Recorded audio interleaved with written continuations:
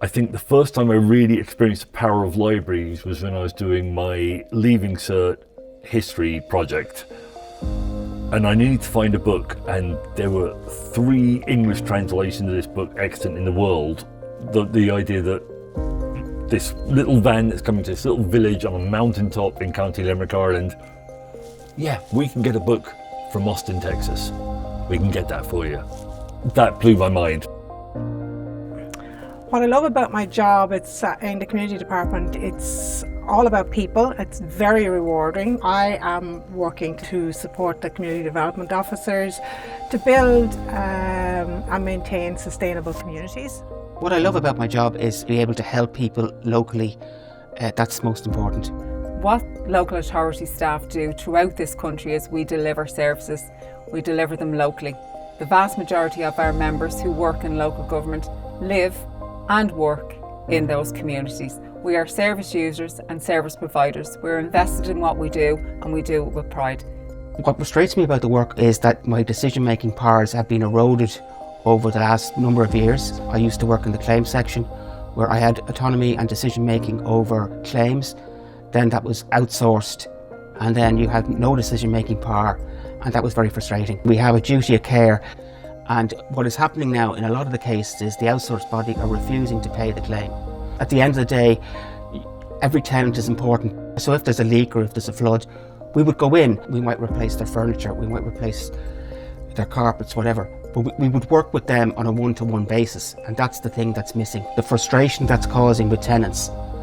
The subcontracting of public services to the private sector generally means they become much more expensive to the public, and we also lose public sector jobs.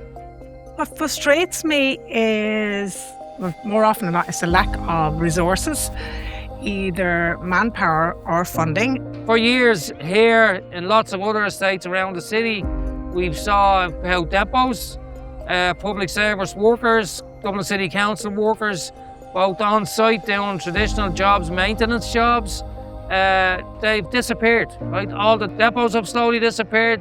Libraries are for everyone.